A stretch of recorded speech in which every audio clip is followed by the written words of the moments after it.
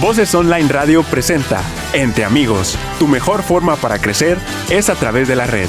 Bienvenidos. Hola, ¿cómo han estado? Qué gusto otra vez, estamos con ustedes conectados desde la cabina de Voces Online Radio por medio de Zoom. Ahora estamos en la Ciudad de México enlazados y estamos enlazados con el doctor Saúl Garza Morales. Es un estimado amigo y él es médico neurólogo pediatra.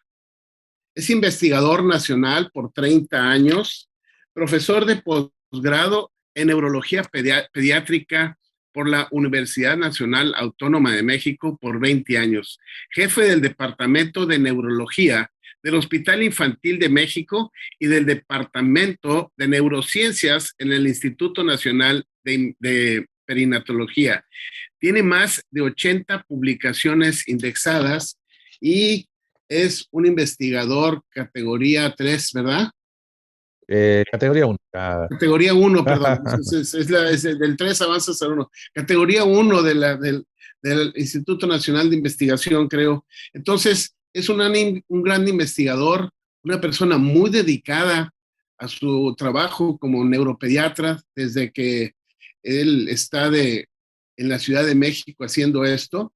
Y por eso tengo yo el interés de invitarlo para ustedes, porque hoy nos va a tocar un tema muy, muy interesante, y esto se remonta a 1943, si no me equivoco, que empieza a salir esto.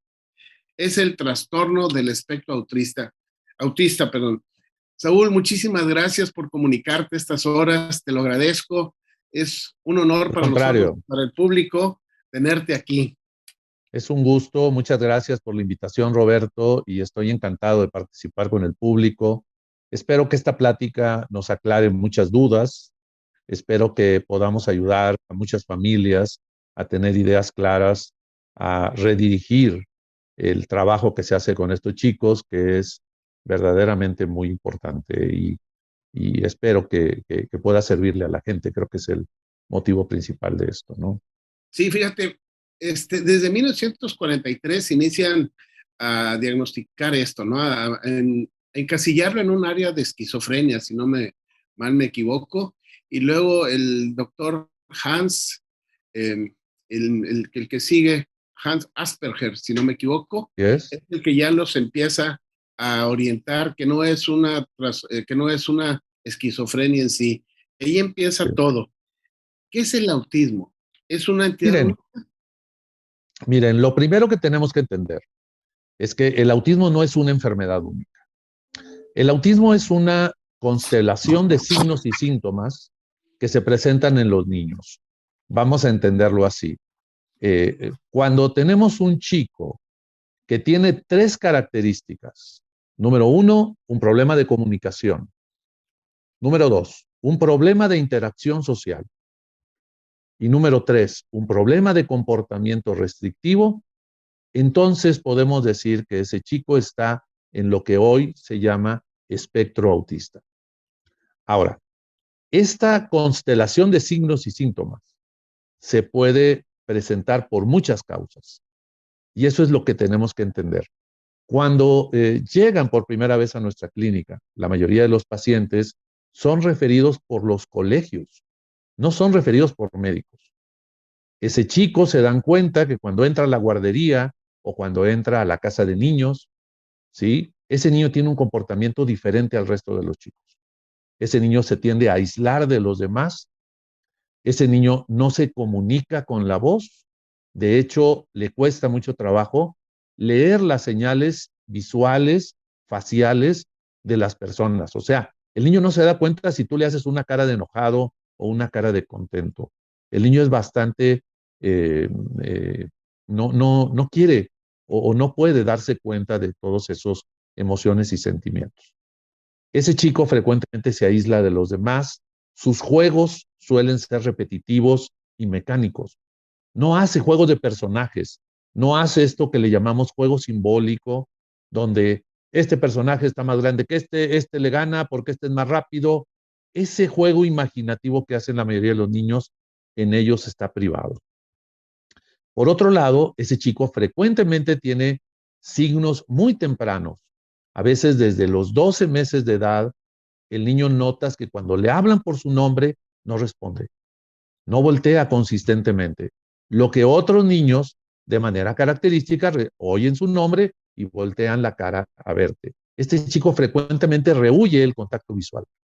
Ese niño anda haciendo las cosas por sí solo, se entretiene bastante solo, y eso hace que los papás digan, es que mi niño es muy inteligente porque fíjate que mi niño parece autosuficiente. Él se entretiene solo y anda investigando cosas. Lo que pasa es que no hace un juego simbólico y entonces el niño anda abriendo cajones o cerrando puertas o sacando y tirando los juguetes, y ese es su juego. El niño no tiene esa interacción social. Entonces, cuando hablamos de espectro autista, nos estamos refiriendo a un niño que desde la infancia tiene esos tres componentes.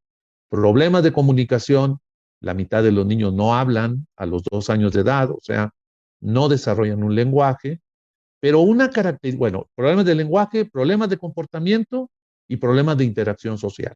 Y ahí tienen los tres elementos.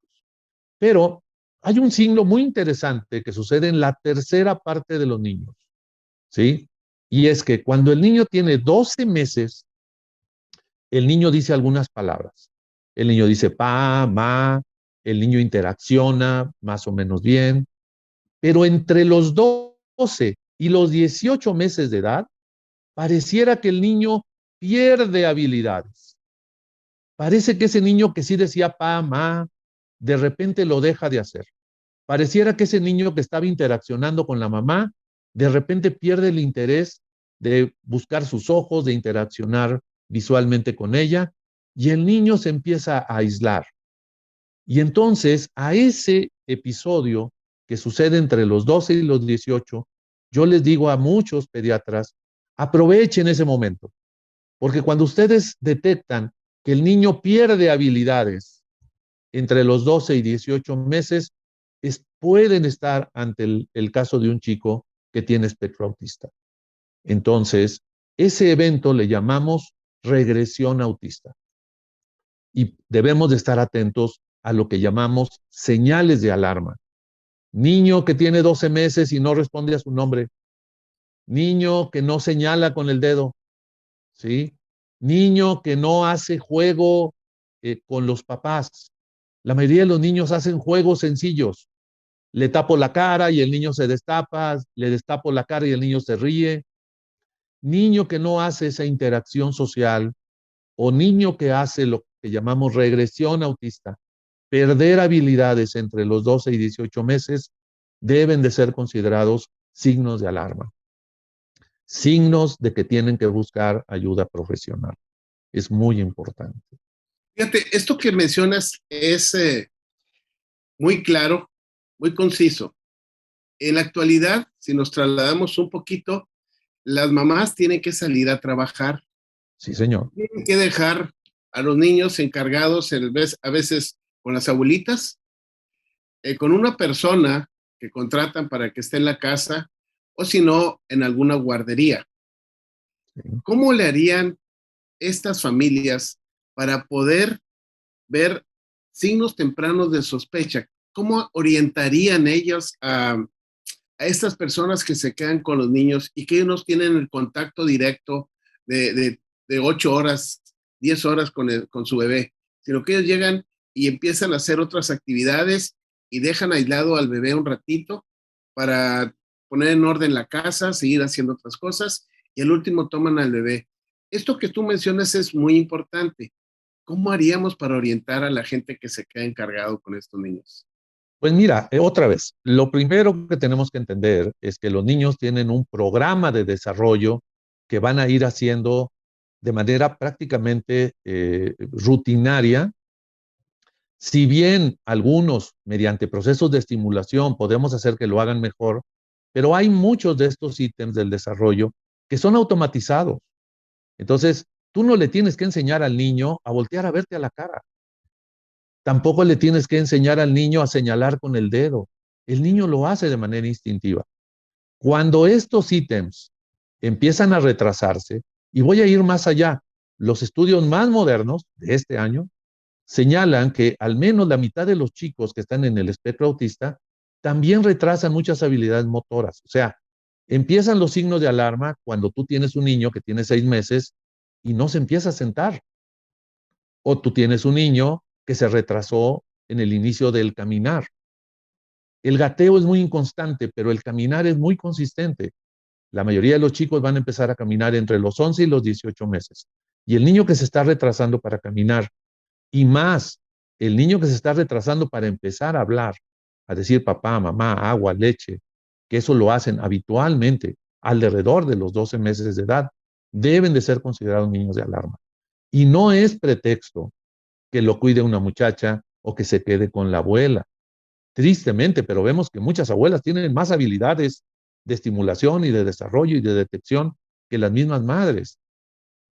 Por su amplia experiencia, pues ya criaron unas familias.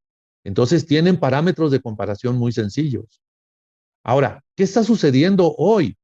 Lo que está sucediendo hoy es que muchas de estas mamás van a llevar el niño en algún momento a un programa de Gymboree o a un programa de estimulación de estos populares y ahí se van a dar cuenta que el niño es diferente a los otros.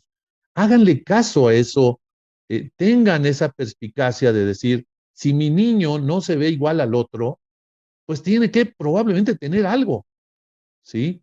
Y claro, si un niño está retrasando el lenguaje, si un niño no está interaccionando con otros, entonces lo primero que tienes que pensar es que no tenga sordera.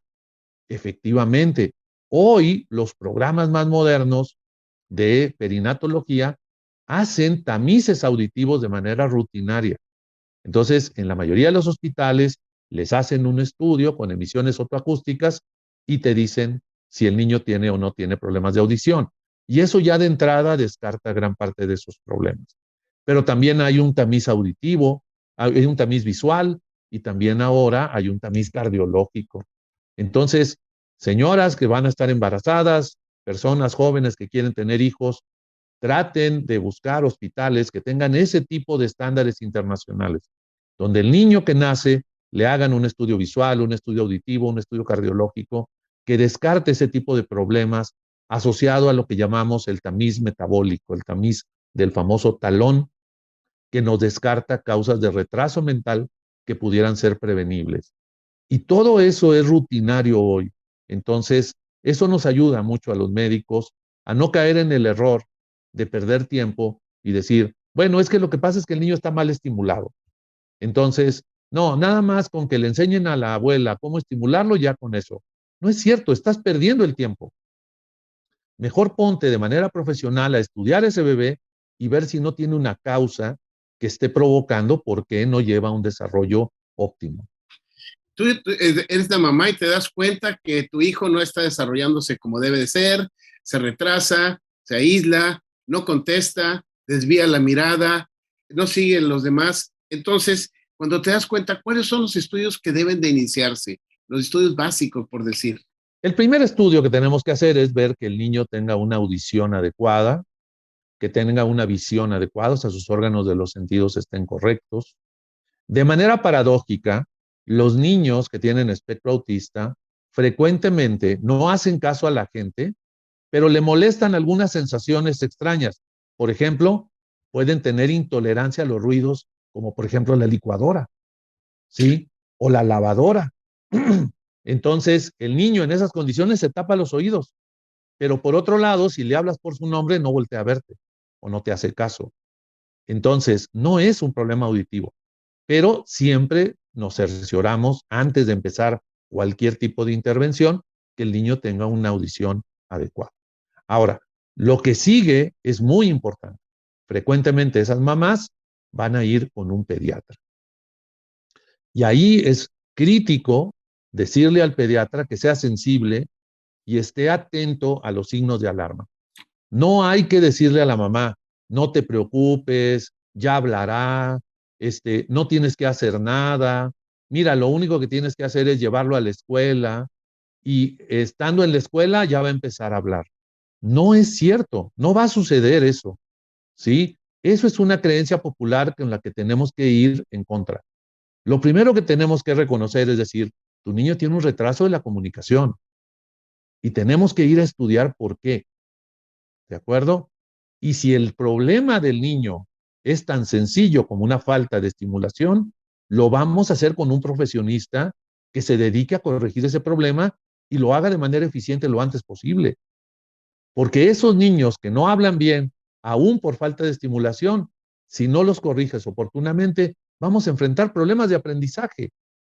Y entonces vamos a tener un niño que no escribe bien, porque si no habla bien, nosotros usamos el lenguaje oral para poder escribir. Entonces, si el niño no puede decir perro, pero sí puede decir pelo, va a escribir pelo.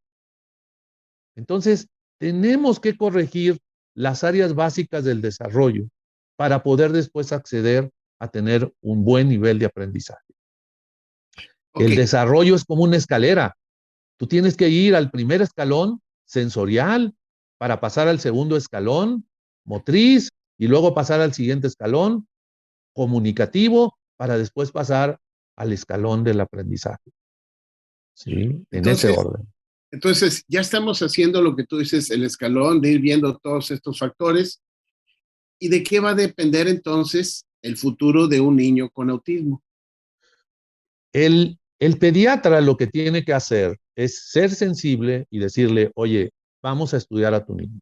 Le voy a hacer un estudio auditivo, vamos a hacerle una prueba de desarrollo infantil y lo que me va a enseñar es que el desarrollo va desfasado. De ahí, el pediatra debería de decir, ve con un especialista en esto. Y hay básicamente dos tipos de especialistas en México que nos dedicamos a atender esto. Por un lado, los neurólogos pediatras, que somos muy socorridos. La mayoría de los neurólogos pediatras somos pediatras. Y entonces los pediatras nos conocen y nos refieren al paciente para hacerle las pruebas de diagnóstico. Y por el otro lado están los paidopsiquiatras, que son psiquiatras de adultos que hicieron después una especialización en psiquiatría infantil. Ellos también tienen las capacidades de poder establecer un diagnóstico certero. En el caso de nosotros, por ejemplo, en mi clínica, lo que hacemos es mandarlo con una evaluadora profesional que le va a hacer 3 pruebas. Una prueba que se llama ADIR, ADIR, y otra que se llama ADOS2. Esas 2 pruebas están reconocidas por la Academia Americana de Pediatras como pruebas diagnósticas.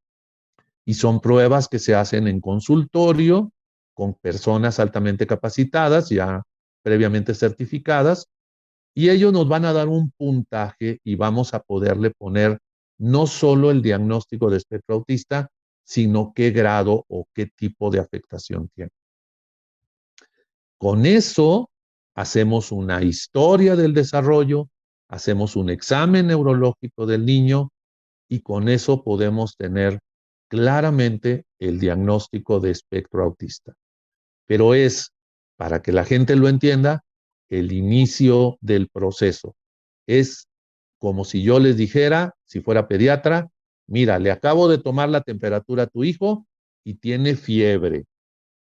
Oiga, doctor, ¿ese es el diagnóstico? ¿El diagnóstico de mi hijo es fiebre? Le digo, no, ese es un síntoma. Tenemos que buscar la causa. ¿Ya tienes el diagnóstico de espectro autista? Sí.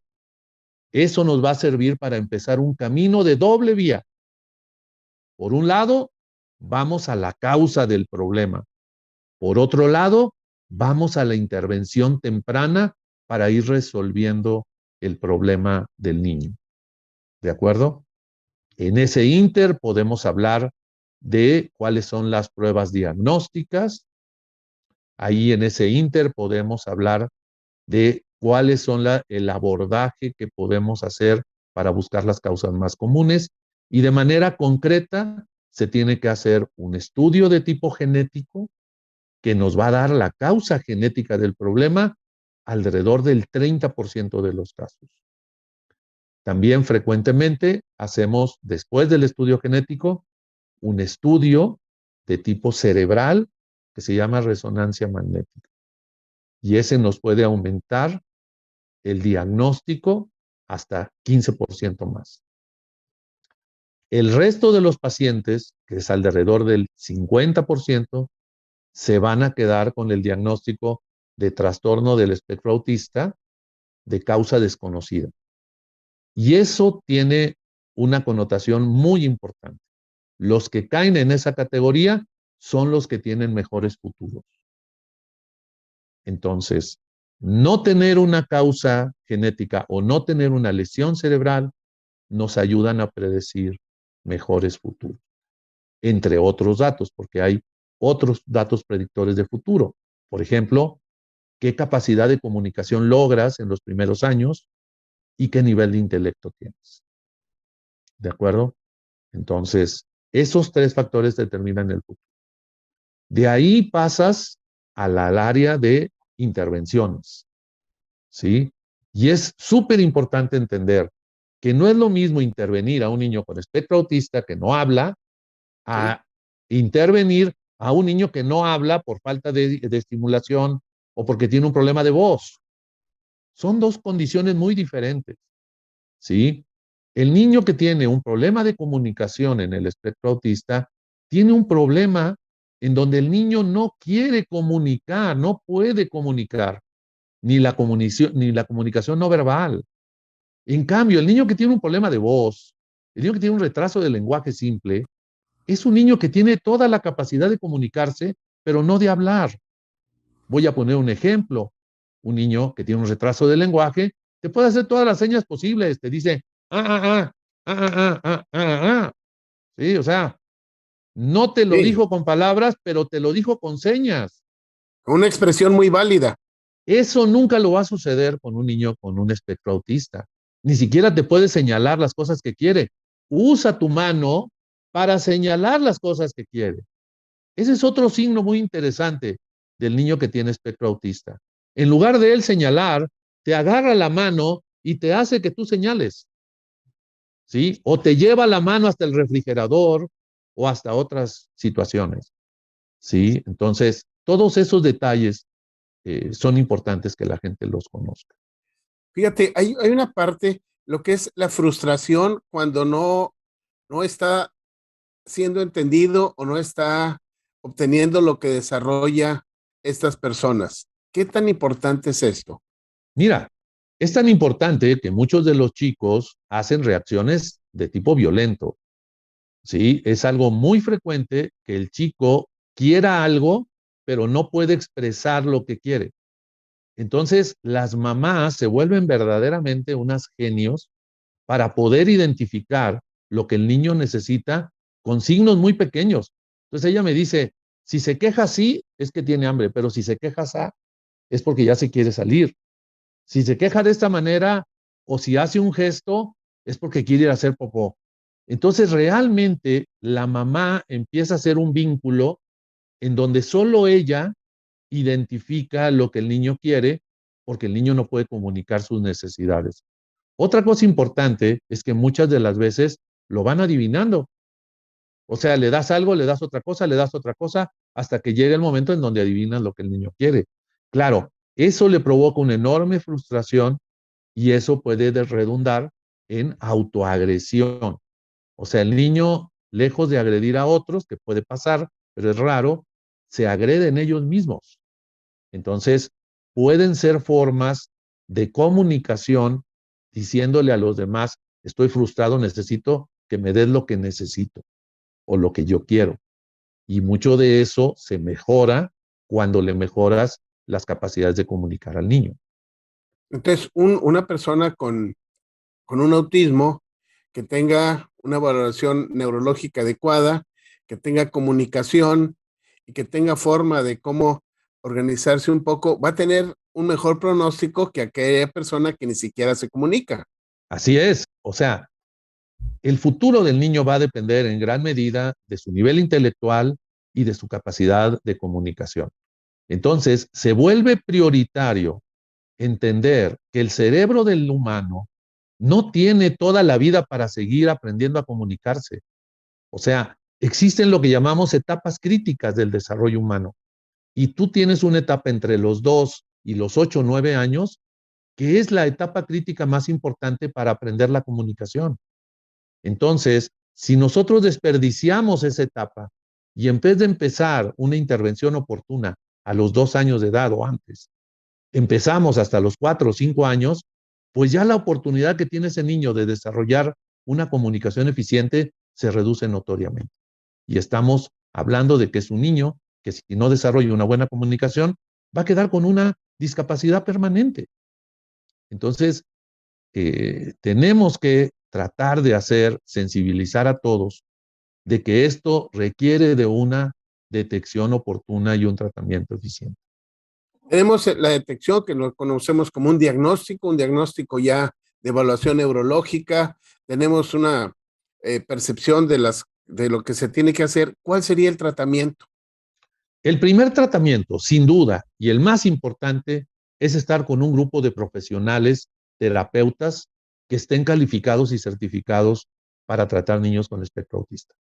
¿Sí? Básicamente se usan uno de 3 sistemas universalmente para el inicio del tratamiento de la intervención conductual en los niños. Estas terapeutas pueden tener el método Denver, que es uno de los métodos más utilizados en el mundo. Es un método que se ha popularizado en los Estados Unidos y nosotros lo tenemos en nuestras clínicas porque es un método muy sencillo. El niño viene 1 o 2 veces a la semana a recibir una terapia por especialistas y esta terapia incluye el que le ayudemos a la mamá y le enseñemos los ejercicios para que los practique en su casa. Entonces, esta forma de intervención es muy popular. Hay otra que se llama método ABA o método ABA, que también es popular en los Estados Unidos, es un método muy conductivista. El problema del método ABA es que es muy demandante. Requiere de tener una terapeuta en casa a veces 3 horas diarias, lo cual eso hace difícil que tengamos terapeutas, difícil que estén certificadas y difícil que tengamos personas que puedan pagar ese tipo de servicios. En cambio, este otro servicio, Denver, es muy popular. Y existe una versión europea del sistema Denver, que es similar, que se llama FloorTime, que están basados en manejo de la conducta y manejo de la comunicación. Entonces, trabajamos, digamos, comunicación y comportamiento social en la misma terapia y eso es lo que da los mejores resultados. Esa forma de terapia puede ser el único tratamiento que requiere el niño inicialmente. Y eso debe de ser una constante para todos los niños. Ahora, todo lo demás se tiene que personalizar. Algunos chicos tienen problemas sensoriales muy importantes. Más del 50% de los niños pueden tener intolerancia a los sonidos, intolerancia a los sabores y tienen una alimentación muy restrictiva. Los niños nada más comen 4 alimentos. Tengo muchos niños que se alimentan de nuggets, de pan, ¿sí? De jugo y tiene que ser de una marca específica y de leche y se acabó. No comen otra cosa. Entonces, tenemos que trabajar con las áreas orales para desensibilizarlos y hacerlos que empiecen a probar otros alimentos. ¿Sí? Muchos de esos niños pueden tener estreñimiento crónico o problemas de nutrición provocadas por esta capacidad restrictiva de probar alimentos. Pero la terapia sensorial no es para todos. La terapia sensorial se personaliza para el niño que lo necesita. ¿De acuerdo? Otros niños, sobre todo cuando la terapia Denver ha ido avanzando y ya estamos en el nivel 3 o 4, entonces empezamos con una terapia de lenguaje de manera conjunta.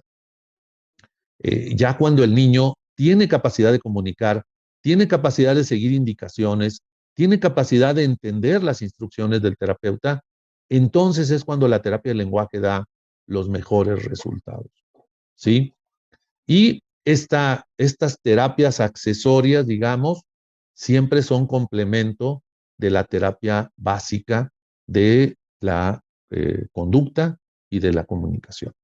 Entonces, el tener un equipo de gente que le dé intervenciones tempranas de tipo terapéutico, sin duda, es el 70% de lo que va a requerir un chico en los primeros 2 años de trabajo con el niño. ¿Sí? Muy claro, sí, adelante. Ahora, poco más adelante, en cuanto logramos detonar la comunicación y que pueda seguir indicaciones, entonces empezamos a planear la educación. ¿Sí? Y pueden ingresar a 2 tipos de sistemas educativos. Uno podría ser entrar a un sistema escolarizado donde tienen programas personalizados, adaptados para los niños en estas condiciones. Vamos, lo que antes llamábamos educación especial. Pueden ir a escuelas muy personalizadas donde se les hace un programa para cada chico.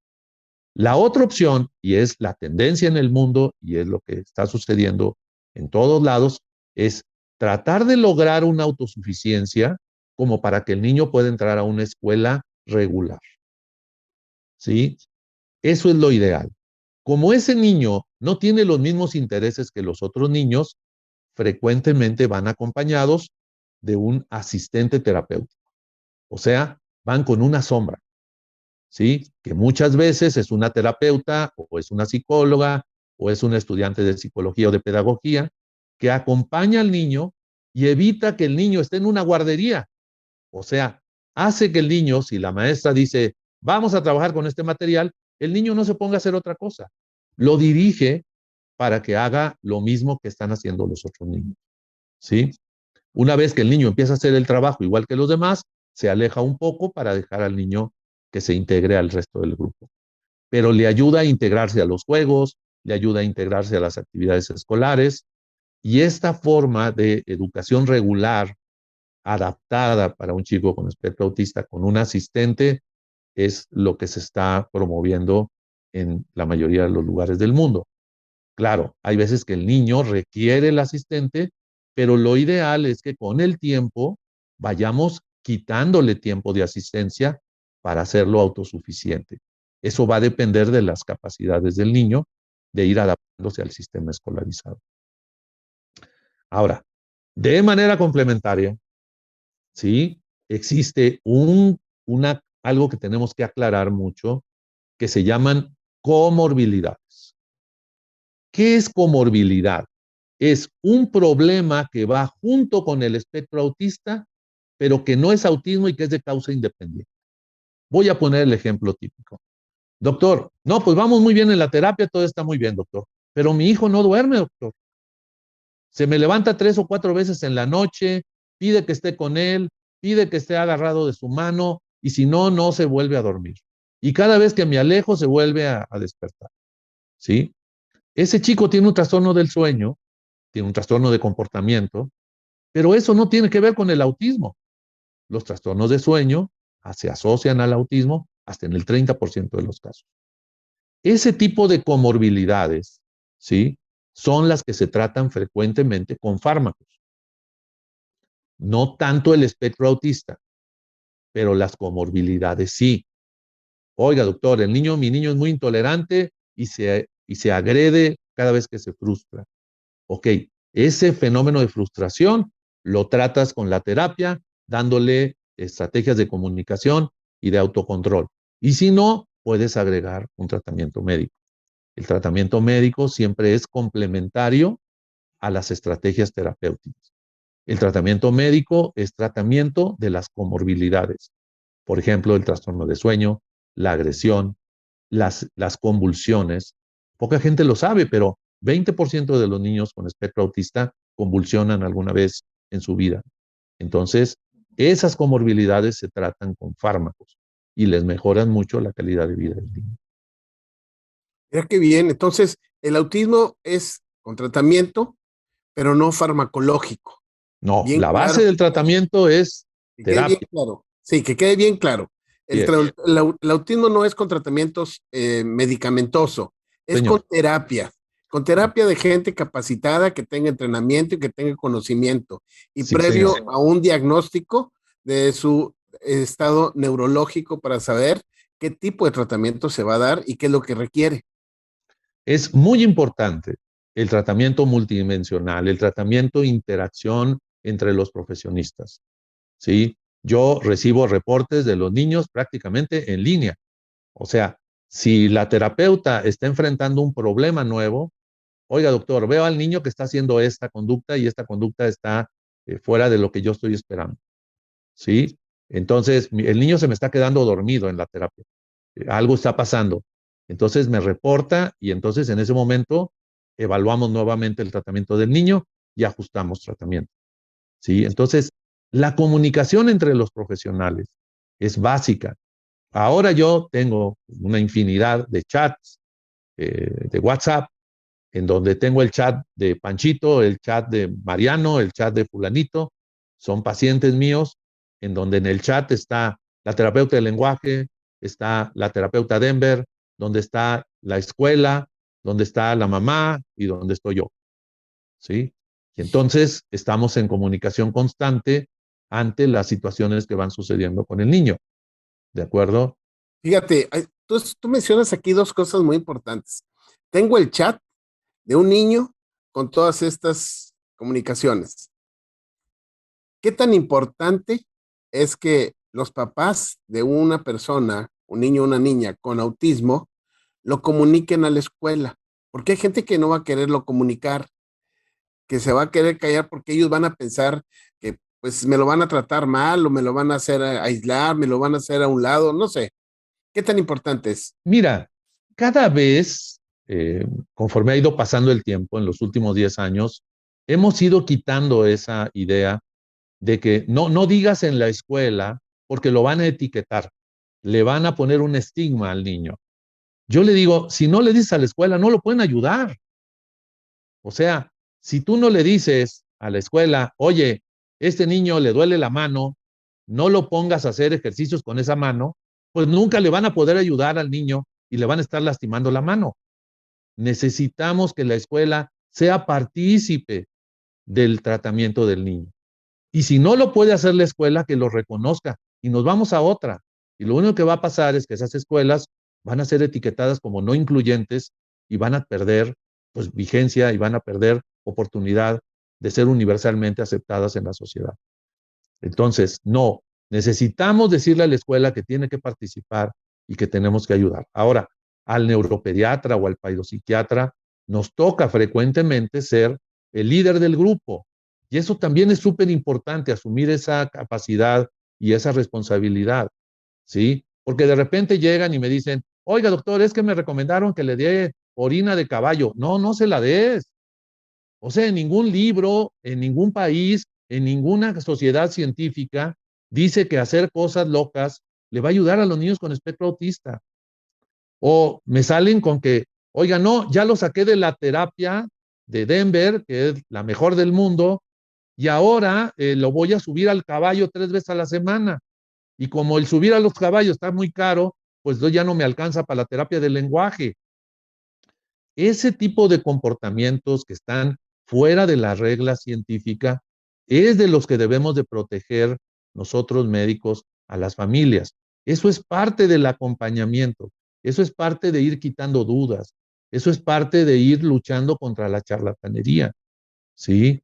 Tristemente, pero vemos en México y en todo el mundo, ¿sí? Hasta el 70% de los chicos que tienen espectro autista han ido a tratamientos no científicos.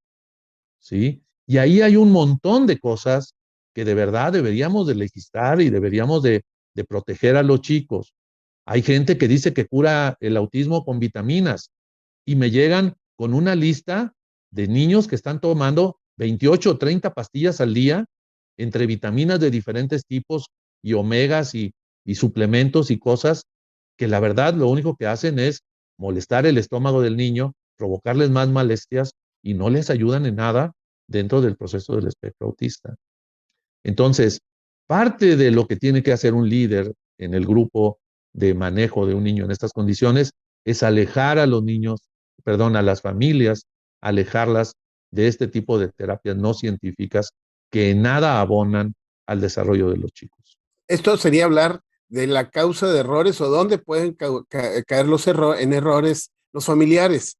Ahora, los médicos, ¿en qué errores pueden caer un médico general, un médico pediatra que está viendo un niño? No sé, ¿qué me El cuentas? primer error, el más frecuente de todos, es no hacerle caso a la mamá.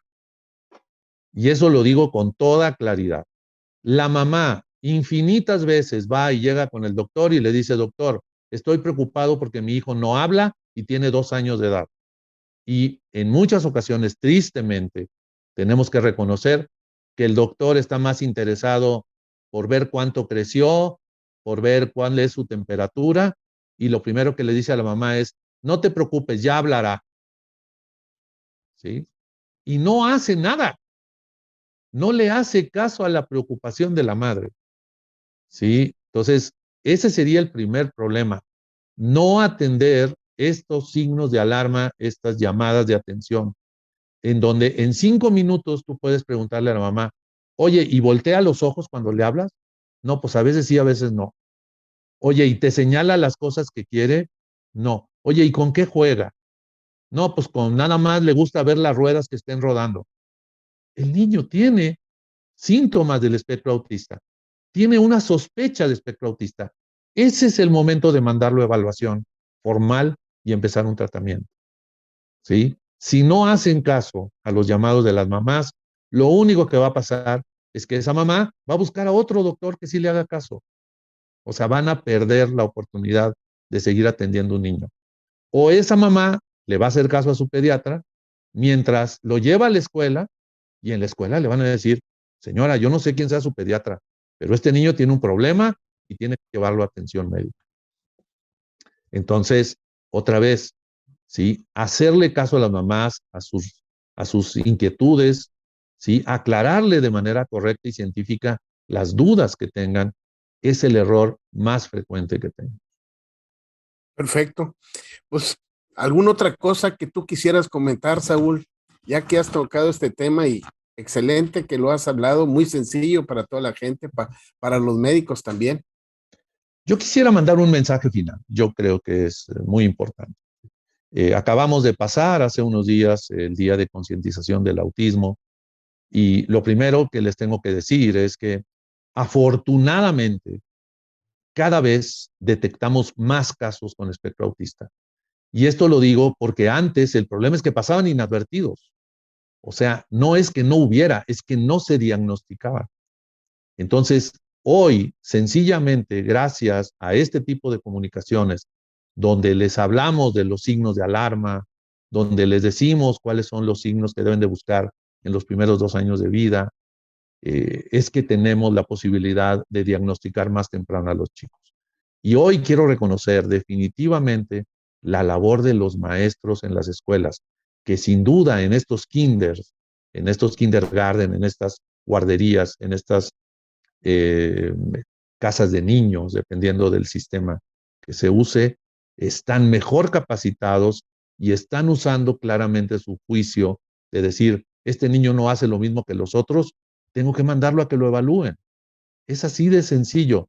Es mucho mejor llevarlo y que te digan, no, hombre, esto no tiene problema, mira esto, yo me toca ver muchos casos en donde nada más les doy información a la familia, les digo cómo resolver el tema y les digo esto no tiene nada que ver con espectro autista. Y la familia paga por tener la tranquilidad y la seguridad de que su hijo está bien. Entonces, al final de cuentas, el mensaje es, hagan caso de las señales tempranas, ¿sí? Médicos, háganle caso a las mamás cuando tengan la inquietud de que el niño tiene problemas sociales o que tiene problemas de comunicación. Y muy importante, ¿sí? Busquen la ayuda oportuna y la ayuda profesional, ¿sí? Eso es muy importante. En muchas ocasiones se necesita un líder que pueda dirigir las intervenciones y los tratamientos que debe de recibir un niño en estas condiciones con problemas del desarrollo. Tus teléfonos 55 52 55 48 38 Sí, y el señor. 55 52 55 2709. Sí, señor. Esos son teléfonos de mi clínica y me pueden buscar también en redes sociales. Estoy como Saúl Garza. Ahí les dejo mensajes sobre trastornos del desarrollo infantil. Unidad de neurodesarrollo en el Hospital Español en la Ciudad de México. Tenemos una página de internet, unidaddeneurodesarrollo.com. Muy bien. Más de 10 años con esta unidad y para todas las necesidades de atención de manera muy integral a todos los niños con problemas del neurodesarrollo que debe ser diagnosticado muy tempranamente cualquier trastorno del desarrollo para poder tener un éxito en el futuro de estos niños. ¿Sí? Así es. ¿Algo más? Agradecerte. Muchas gracias, amigo, por la entrevista. Muchas gracias a todos los que nos van a escuchar porque esto seguramente va a quedar grabado y les mando mis mejores deseos para esta Semana Santa. Saúl, te agradezco. Un abrazo a la familia. Gracias. Que la pases muy bien este fin de semana. Ya me comentaste, que sea mucha felicidad. Te agradezco por este tema y nos despedimos de Voces Comunicación en la dirección de este programa a cargo del ingeniero Benjamín Rivera y en el manejo de Zoom, Alex Rivera. Un servidor, Roberto Córdoba, te saluda y te decimos que estamos también en YouTube. Hasta pronto. Voces Online Radio presentó Entre Amigos. Tu mejor forma para crecer es a través de la red. Escúchanos en la próxima emisión.